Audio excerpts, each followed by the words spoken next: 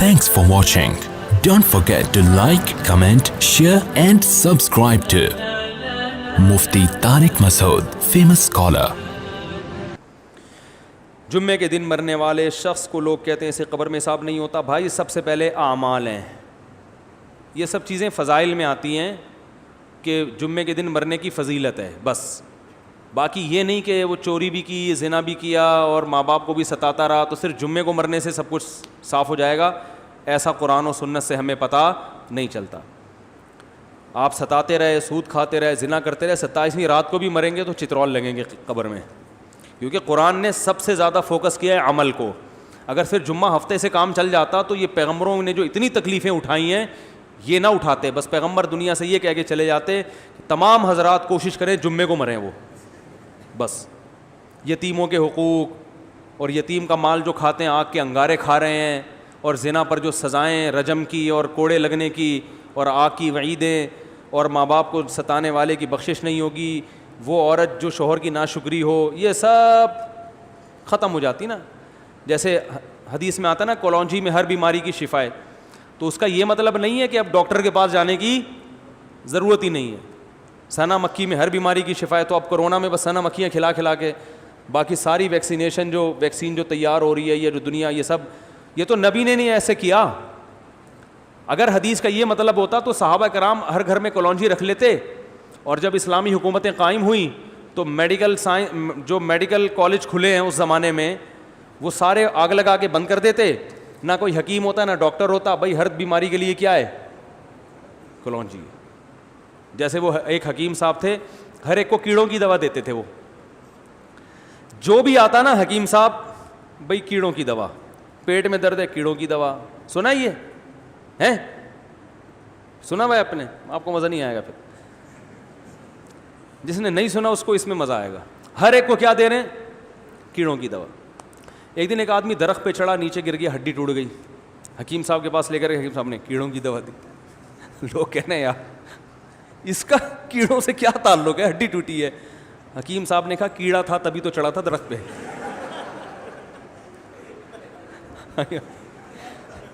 یہ آئندہ کے لیے دی ہے تاکہ آئندہ ایسی حرکت, ایک ہڈی تو ٹوٹ گئی ہے دوسری تو سلامت رہے نا. صحیح ہے نا. تو ہمارے یہاں بھی لوگ کیا کر رہے ہیں, ہر چیز میں بھائی کلونجی, ہر چیز میں بس سنا مکھی دے دو, بس شہد دے دو. حدیث کا یہ مطلب نہیں ہے. حدیث کا مطلب ہے کلونجی میں شفا ہے. کیسے ہے, کتنی مقدار میں کھانی ہے, کس وقت کھانی ہے, کس نے کھانی ہے, یہ تفصیل تو میڈیکل سائنس بتائے گی. حدیث میں ایک اشارہ دے دیا, بھائی اس میں دوائیت کا عنصر ہے بس. آپ نے کیا کیا کہ جو کورونا کا مریض ہے سنا مکھی کھلا کھلا کے, اس کو جلاب لگا کے اس کی جو امیون سسٹم ہے اور کمزور کر دیا اس کو. جیسے شہد کا مریض آیا, آپ نے کہا شہد میں قرآن میں آتا ہے شفا ہے, آپ نے پوری بوتل اس کو پلا دی, وہ مر گیا. وہ کیا ہوا, مر گیا. تو مرے گا نا شہد. جب آپ شوگر کے مریض کو شہد پلاؤ گے تو شوگر کا لیول کیا ہو جائے گا, ہائی. اور اب وہ مر گیا تو لوگ آپ کو پکڑ رہے ہیں, بھائی تو شوگر تھی پہلے, تو نے اس کو شوگر اور بڑھا دی. آپ کے قرآن میں آتا ہے شہد میں شفا ہے, تم قرآن کا انکار کر رہے ہو, تم دائرہ اسلام سے خارج ہو. یہ دلیل صحیح ہوگی. اس کو یہ کہا جائے گا قرآن میں اللہ نے اشارہ دے دیا کہ اس میں شفا ہے.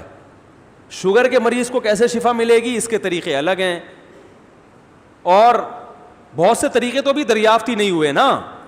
شوگر کے مریض کو ایسے تھوڑی کوئی ممکن ہے کسی دوا میں کھلا کے ملاؤ. اور یہ بھی ممکن ہے کہ شوگر کے مریض کی شفا کا مطلب یہ ہو کہ جو چینی سے بچ کے شہد کھائے گا تو شوگر کی بیماری کا حملہ کا خطرہ کم ہو جائے گا اس پہ, یہ بھی مطلب ہو سکتا ہے. تو 10 مطلب نکل سکتے ہیں. آپ نے ہر ایک کو وہی کل ایک ڈاکٹر اتنے پریشان, انہوں نے کہا یار لوگ اس طرح کی حدیثیں سن کے کرونا وائرس میں احتیاطی نہیں کر رہے, بس وہ سنا مکھی اور چیلنج ہو رہے ہیں کہ جو صبح سنا مکھی کھلا دو شام تک ٹھیک نہ ہوا تو 1 کروڑ روپے دوں گا. میں نے کہا جا کے فوراً 1 کروڑ روپے نکالو ان سے.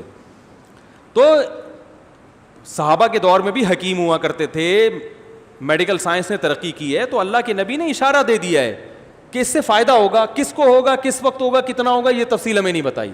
ہمارا ایمان ہے اللہ کے نبی پر کہ کلونجی میں ہر بیماری سے اللہ نے شفا رکھی ہے. کیسے رکھی ہے میڈیکل سائنس بتائے گی آپ کو. صحیح ہے نا, یہ مولانا صاحب نہیں بتائیں گے آپ کو. یہ کون بتائے گا, شہد میں اللہ نے شفا رکھ دی ہے, کیسے رکھی ہے, کس مقدار میں رکھی ہے, کس وقت کھانا ہے, یہ میڈیکل سائنس بتائے گی, یہ مولانا بولو بھائی نہیں بتائیں گے آپ کو, صحیح ہے نا. تو اب ہر ایک کو کیڑوں کی دوا نہ دیا کریں, ٹھیک ہے. اور کیا بات کیا چل رہی تھی, ہاں, تو جمعے کے دن مرنے میں فائدہ ہوتا ہے, بس اتنا ہمیں پتا ہے. پورا ہی بخشا جاتا ہے ایسا نہیں ہے بھائی, اللہ بخش دے تو الگ بات ہے. جیسے آپ کو ہارٹ اٹیک ہو چکا ہے, اب آپ صرف کلونجی کے چند دانے چبا دو گے تو اٹیک نہیں ہوگا, ایسا نہیں ہے بھائی. اب تو وہ دوائیں بھی کھانی پڑیں گی. اور آپ نے 15 سال جو میرے مشورے پہ 2 پراٹھے صبح کھائے ہیں دیسی گھی کے, یا سوری دیسی گھی کے نہیں, وہ جو ہوٹل کے, تو وہ بھی اثر کریں گے اب 15 سال کے بعد, ٹھیک ہے نا. تو یہ سب کچھ ہوگا. تو اس لیے کلونجی بھی کھائیں. اور پہلی بات تو یہ کہ ان تمام بڑی بڑی چیزوں سے احتیاط کریں. تو اسی طرح اصل چیز ہے گناہ. دیکھو زہر, کلونجی میں شفا ہے, لیکن آپ نے کہا میں 1 چٹکی کلونجی کی بھی لوں گا, 1 چٹکی زہر کی بھی کھاؤں گا, کیونکہ زہر سے جو بیماری آئے گی کلونجی سے شفا مل جائے گی. یہ دلیل صحیح ہوگی؟ تو اسی طرح بھائی کلونجی میں شفا ہے, بشرطے کہ زہر سے بچے, نقصان دہ چیزیں نہ کھائے, پھر شفا ہے. تو اسی طرح یاد رکھو جمعے کے دن مغفرت ہو جاتی ہے مرنے والے کی, بشرطے کہ جو زہر آخرت کے عذاب کا ذریعہ بنتا ہے نا, یتیموں کا مال کھانا, والدین کے حقوق ادا نہ کرنا, اس زہر سے بچے. تو پھر جو چھوٹی موٹی جراثیم ہے نا, وہ جمعے سے کیا ہو جائیں گے, وہ معاف ہو جائیں گے. تو صغیرہ گناہ, چھوٹے موٹے جو گناہ ہوتے ہیں وہ لیلۃ القدر میں مرنے سے بھی معاف ہو جاتے ہیں, جمعے میں مرنے سے بھی معاف ہوتے ہیں. جمعے میں مرنے سے تھوڑے والے جراثیم لیلۃ القدر میں تھوڑے اور اسٹرانگ جراثیم مر جاتے ہیں. لیکن یہ جو آپ جائیدادیں کھا کے بیٹھے ہوئے ہو بہنوں کی وراثت کے, حج فرض ہوا وہ نہیں ادا کیا آپ نے, ماں باپ کو ستایا, یہ اتنے بڑے بڑے جراثیم ہیں, یہ لیلۃ القدر کا اسپرے ان پہ کام بولو بھائی نہیں کرتا. تو اس کے لیے اللہ نے قرآن میں جو توبہ کا طریقہ بتایا ہے اور حقوق العباد ہیں تو وہ واپس کرنے پڑیں گے, وہی طریقہ ہے. بعض لوگ بہت غلو کرتے ہیں, جو بھی لیلۃ القدر میں مر گیا بس وہ ڈائریکٹ جنت میں, ایسا نہیں ہے. اور یاد رکھو جو کبیرہ گناہ کا مرتکب ہو کھلے عام, تو شریعت نے اس کو فیور کرنے کی اجازت نہیں دی ہے. اسی طرح کوئی بڑا گناہ گار ہو, کھلے عام ہو, چھپ کے گناہ کرنے والے کا تو حکم ہے شریعت میں پردہ ڈالو, چھپاؤ, کیسے ہی بڑا ہو, کھلے عام جرم کر رہا ہے, تو پھر اسلام میں حکم یہ ہے کہ اس کو جنت میں پہنچانے کی کوشش بولو مت کرو. کھلے عام زانی ہے, ڈاکو ہے, لاکھوں لوگوں کی جان لے لی اور مر گیا 27ویں رات کو, اب آپ کہہ رہے ہیں جنت میں جائے گا. یہ اس کا مطلب آپ لوگوں کے جذبات سے کھیل رہے ہیں. آپ یہ نہ کہیں کہ جہنم میں جائے گا, کیونکہ یہ تو اللہ ہی کو پتہ ہے کہاں جائے گا, لیکن کم از کم یہ بھی نہ کہیں کہ جنت میں جائے گا. اگر برے الفاظ سے یاد نہیں کریں تو اچھے الفاظ سے بھی یاد نہ کریں. سمجھ رہے ہو کہ نہیں سمجھ رہے؟ وہ گورباچوف تھا نا جس نے افغانیوں کا خون کیا تھا, 16 لاکھ افغانی قتل کر دیے تھے اس نے رشیا کی جنگ میں. ارے جب روس افغانستان کی جنگ ہوئی ہے تو 16 لاکھ افغانیوں کا, یہ تو آن دا ریکارڈ ہے, باقی لاکھوں اس کے علاوہ ہیں جن کا کوئی ریکارڈ ہی نہیں ہے, افغانستان کو کھنڈر بنا دیا. تو ایک صاحب گورباچوف پہ ترس کھا رہے تھے کہ اللہ کرے مسلمان ہو جائے, قیامت کے دن میں اس کی بخشش کرواؤں گا. تو ایک پٹھان بیٹھا ہوا تھا, اس نے کہا گورباچوف ملے تو صحیح قیامت کے دن, دیکھتا ہوں. واقعی صحیح کہہ رہا تھا.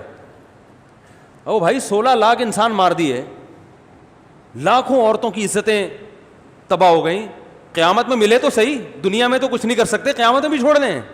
واہ بھائی واہ, تو نہیں چھوڑیں گے, ملے گا چھوڑیں گے آپ لوگ؟ گورباچوف قیامت کے دن کہیں چھاؤں میں آ جائے بس, بولو تو ذرا سائڈ پہ آ,